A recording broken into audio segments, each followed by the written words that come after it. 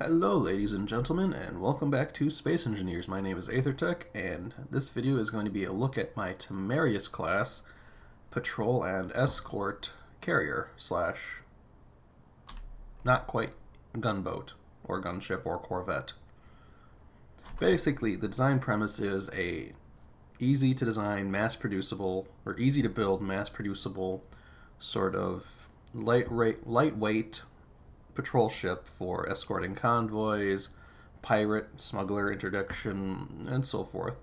It's not exactly intended to be a frontline combat ship in my universe, but with its long-range weaponry, it could be pressed into service if absolutely necessary. So, this is the exterior, and this is actually mostly just an upscaled version of one of these guys down here, which is just a small 20-person shuttle. I decided I really liked the exterior design and wanted to see how it would scale up into a large grid. And I've lost my ship, there it is. And so I scaled it up, and I am actually quite happy with the outcome.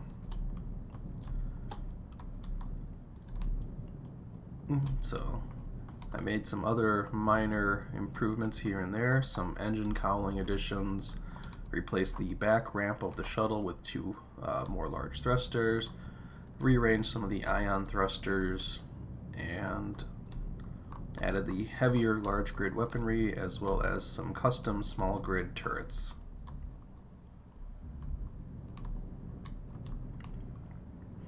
So in total it has 5 artillery turrets, 2 on each of the nacelles and then 1 underslung from the bow.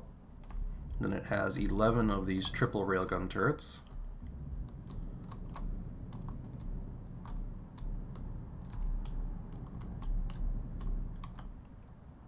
And then it has 8 of these dual autocannon turrets, which are mostly for point defense.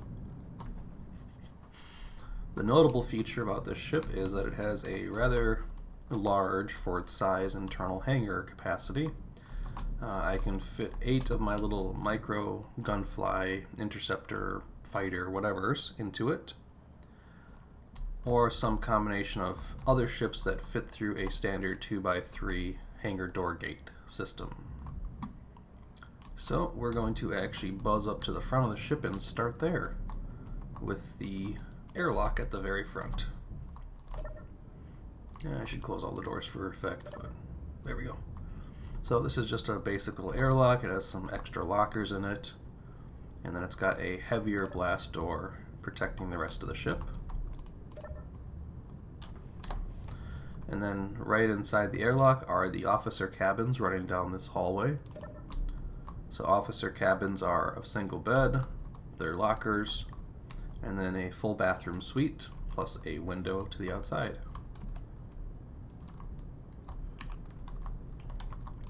And that's just mirrored on this side.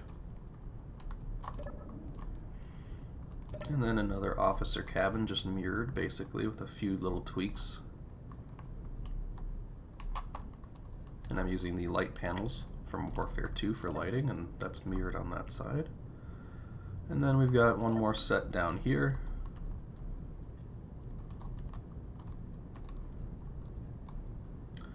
And you have a total of 6 officers' cabins.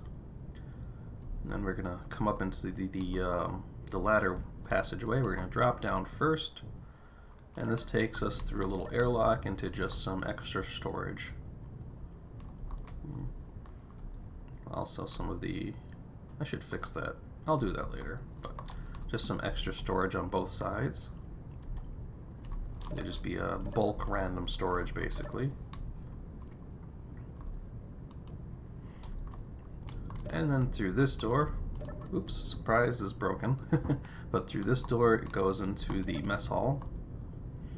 So you've got a table here, a couch there, your kitchen there, an extra little serving area there, and then a window for the crew to look out. And then there is a toilet back here. And then on the other side of the ship is just a little med bay. You've got 2 beds, a scanner, the lab, lockers, and a toilet and shower for anybody too heavily injured to go unassisted in their own cabin.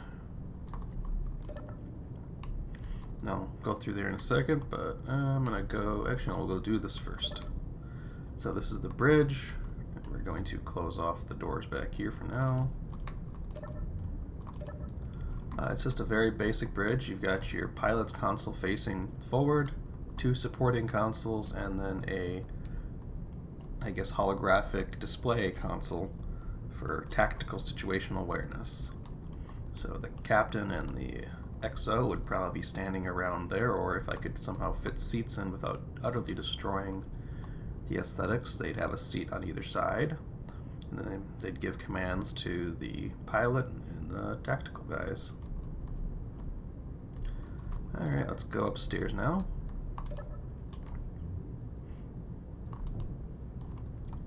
So there's no door here, unfortunately. I wish there was, but if we head back this way, we're at the top level of the ship. And then we've got a enlisted crew member room for 4 bunks, some storage. On either side of this hallway is a bathroom. I should say hygiene facility if you want to be super technical and sci-fi about it. I don't know why I used these bathrooms, but whatever. There, and then there's a double bunk here for the senior enlisted, and the same on this side.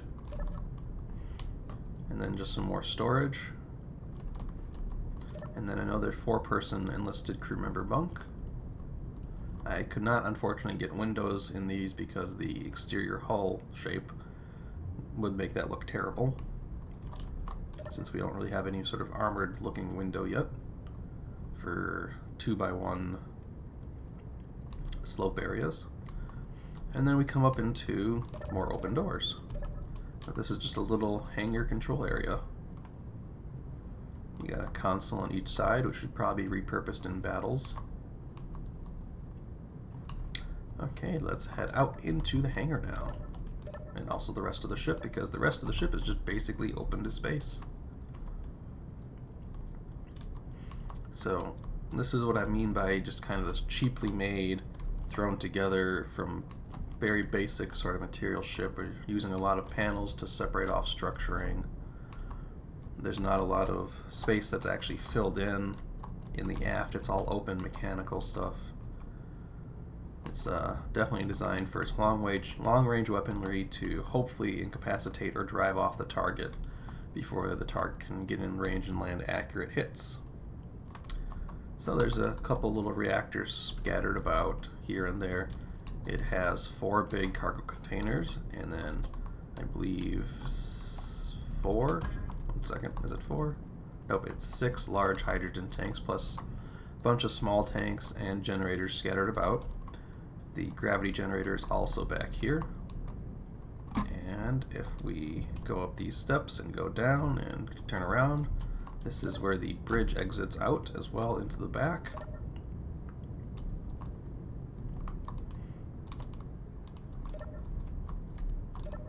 So it's all a bunch of basically empty space. Just extra cargo space, mostly. And then if we come back this way and go this way, there's a ladder that'll take us up to access these upper areas, which is mostly just more random storage space. It also allows us to have an alternative method to access the upper level of the hangar storage areas. Excuse me just a second. There should be a stairway here, but apparently it's gone. So yeah, that's about it so far. I have not done any of the painting or any of the really small details, though I'm not sure there's a lot of room to add those small details due to the cramped nature of the build. So let's go see how it flies, since I haven't actually tested to see how it flies yet.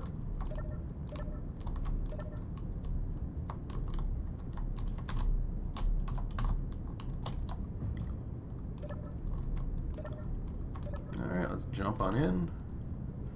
Looks like I probably need some more gyroscopes. A couple more should do it.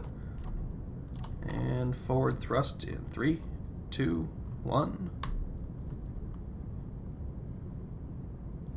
Not exceptionally fast, not super slow. It gets up there. Braking is a little bit slower, but not too bad. Let's see about going up a little bit, shall we? That's pretty respectable. And then slowing down should be about the same. It's got mostly hydrogen with a couple of backup ion thrusters. And then strafing a little bit slower. But there's far fewer engines strafing, so that makes sense. Alright, let's fly backwards for just a moment.